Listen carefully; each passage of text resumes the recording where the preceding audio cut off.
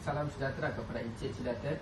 Hari ini saya akan mengendalikan satu soalan yang penting untuk anda membincangkan, iaitu isu yang semakin mendapat perhatian dalam masyarakat kita.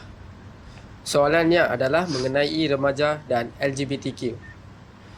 Okey, Encik Siddharthan, bagaimanakah kita boleh mengatasi isu LGBTQ dalam kalangan masyarakat kita, khususnya dalam kalangan remaja? Terima kasih atas soalan itu, Encik Saris.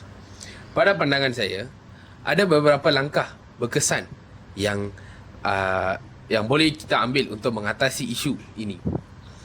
Pertama, pendidikan awal di rumah dan sekolah sangat penting. Ibu bapa dan guru harus mendidik anak-anak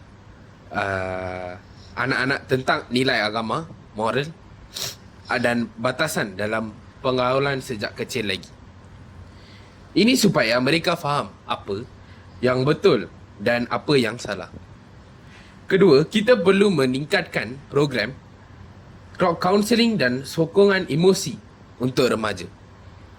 Mereka perlu ada tempat selamat untuk berkongsi masalah dan perasaan tanpa takut dihukum. Dengan adanya kaunselor yang terlatih, remaja boleh dibimbing ke arah positif.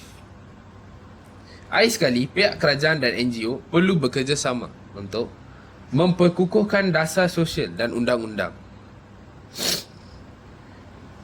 termasuk menapis kandungan media yang mempromosi gaya hidup LGBTQ secara terbuka, serta mengadakan kempen kesedaran kepada masyarakat tentang pentingnya mempertahankan nilai keluarga dan norma budaya. Baik, terima kasih Encik Siddharthan. Kami telah bertemu juga dengan 3 orang remaja sebentar tadi. Saya harap perkongsian mereka hari ini